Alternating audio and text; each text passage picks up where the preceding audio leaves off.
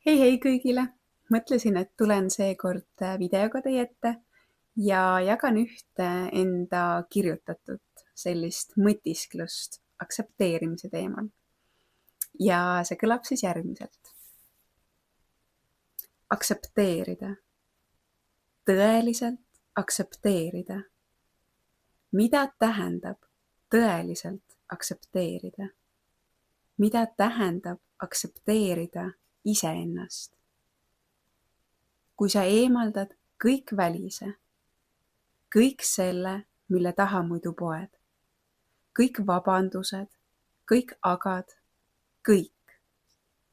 Ja kui alles jääb vaid sina, selles tõelises puhtuses ja aususes, siis kuidas sa vaatad ennast? Kuidas sa suhtud kõikidesse nendesse mõtetesse, mida kunagi oled mõelnud? Kuidas sa suhtud sellesse, mida oled või ei ole teinud? Kuidas sa vaatad otsa sellele, mida oled endast kunagi mõelnud või mõelnud kellegi teise kohta?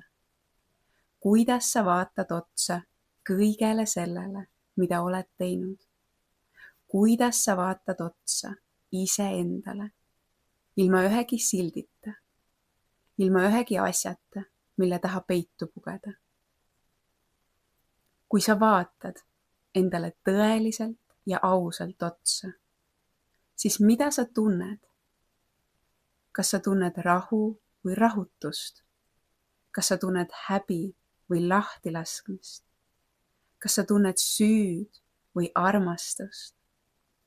Kui ausalt sa julged endale otsa vaadata, just selles peitub sinu vägi, just selles peitub iseenda aktsepteerimine, just selles peitub see tõeline rahu ja andeks andmine.